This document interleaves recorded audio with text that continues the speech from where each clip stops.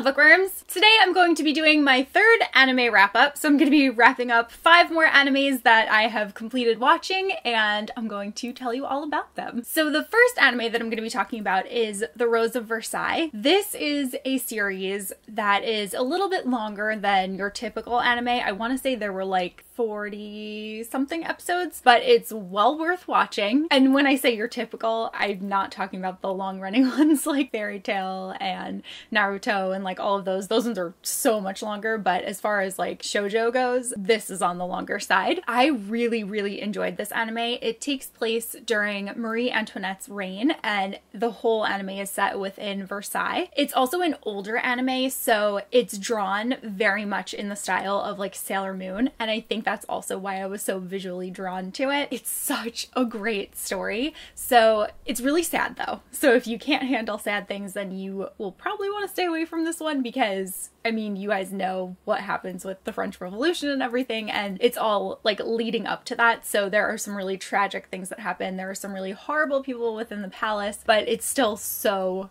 great. A lot of it is historically accurate except for the main character. So the main character is Oscar. Oscar is the daughter. Well, okay, so pretty much this is what happens in the first episode. It is very, like, typical anime. So Oscar's father is very highly ranked within the military, and he and his wife get pregnant and have this baby, and then Oscar is born, and he's like, it's a girl. I don't want a girl. You're a boy now. And he names her Oscar, and he raises her as if she were a boy. And then Oscar actually grows up to also be in the military and advance. She becomes the guard for, like, the personal guard for Marie Antoinette. It's just such a beautiful anime, and there are so many other stories about like the poor people that are living in Versailles and just all of the excess and the different politics that are going on, and it's so good. I really loved it. Like, I would look forward to watching it every single night when we were in the middle of this one.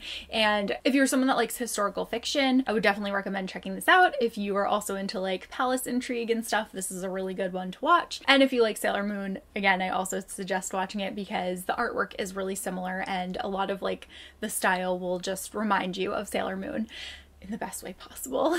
And I ended up giving this anime 9 out of 10. The second anime that I'm going to be talking about is Yamada-kun and the Seven Witches. So I actually read the manga version of this anime, and I have to say that I liked the manga like way more than I liked the anime. It follows a guy named Yamada, and he goes to this high school, and there are 7 witches that are within his high school, and the whole plot of the show is him trying to go out and discover who those witches are, and there's a lot of like different dramatic things that happen. Initially, he even figures out about these powers because he sees this girl that is like super smart, and she's very quiet and studious, and he is kind of like, he just like has like a grudge against her. So they're walking, she's coming down the stairs and he's going up the stairs, and he kind of like knocks into her, and then they both fall down the stairs and they accidentally kiss, and then they switch bodies. You know, like something that could totally happen. They start this club. They start like a supernatural studies club within the school, and it happens to attract like some of the other witches, and then they're also just trying to figure out like how these powers manifested in people, and there's this really shady plot going on with the school president. Like I said, if you are interested in this, I was into it because I love like things that involve witches, and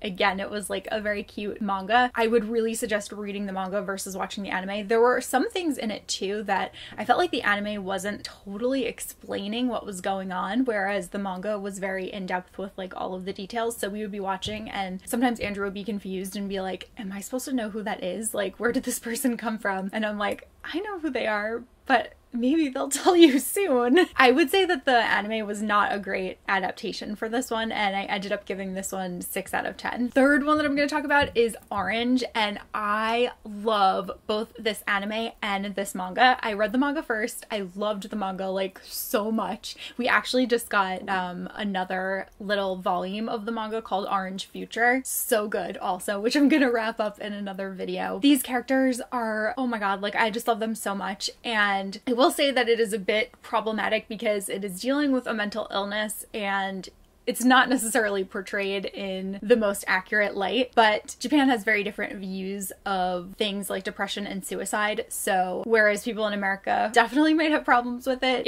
it's appropriate for the views of Japan. So pretty much what happens is this girl, Naho, she wakes up on her first day of school and she finds a letter to herself from her future self that is telling her that she needs to follow everything that she's going to say because there's something in the future that they really need to like change. She ends up meeting her new classmate Kakeru, and pretty much the whole story is Naho and her group of friends trying to save Kakeru from committing suicide. It's really sad, and Nahu is the only one that has these letters, and they flash back and forth. Like, you'll see her reading what she's supposed to do every day, and she's often conflicted because she is definitely a shy character too, so she's like, I don't know if I can do what my future self is telling me to do here. But it's really, really adorable. It's really heartwarming, and I have to say that I loved the manga so much, but I loved the anime possibly even more, and it might have just been because of the addition of like the music and stuff just really like added to it. Both iterations are wonderful, so I would highly recommend checking out either of them, and I gave Orange 9 out of 10. Number 4 on my list is Your Name, which is an original anime movie that was made by Makoto Shinkai. The visuals for this one are just like off the charts stunning. I cannot even describe to you the beauty that is this anime. I would even recommend this one for people who have not seen any anime yet. I would say this would be a really great place to start because you have this self-contained story. It follows 2 high school students and their lives are kind of intertwined, and you just keep discovering more of what's going on as the movie progresses. And I do not want to say anything here because it's one of those things that you really need to experience for yourself. Oh my god, those visuals. It is stunningly beautiful. I don't think I've ever seen an anime that is as beautifully drawn as Your Name. Oh my gosh, there are no words. It is just incredible. Like, it's really incredible, and this one for sure gets a 10 out of 10. Like, it gets a million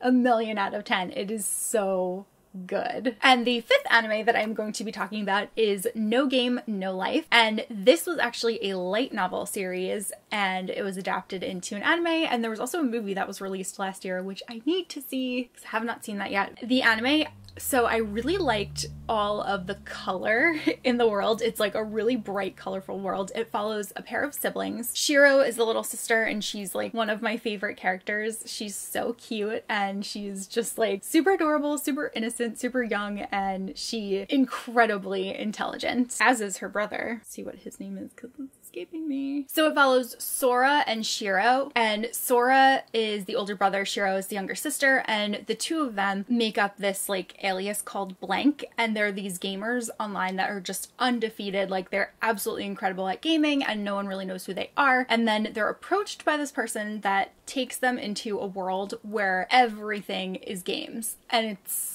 like they have the opportunity, the option to stay in the real world or to go to that world, and they choose to go to that world. Every single episode is just like a different game and a different way that they're having to outsmart someone or someone is trying to outsmart them. That is how everything in the world is determined. There's no currency. You play games in order to like get things. And Sora and Shiro get this idea that they are going to usurp all of the people that are currently like the top in this world so that they can become the gods of this gaming world. So this anime was like kind of on the pervier side. There were some more moments of nudity and much more, like many more jokes and stuff about sexuality and stuff, so if that makes you uncomfortable, then you might not want to watch this one. Like I said, the world and everything is so beautiful and so colorful, and I just really love seeing all of the games and seeing how Shiro and Sora can outsmart other people, and I thought that it was really, really entertaining, and I really enjoyed it. Gave this one 7 out of 10. So those are the 5 anime that I was talking about in this video. I hope that you guys enjoyed it. Let me know if you've watched any of the ones that I've mentioned. As always, you can leave me more recommendations down below for other anime to watch, and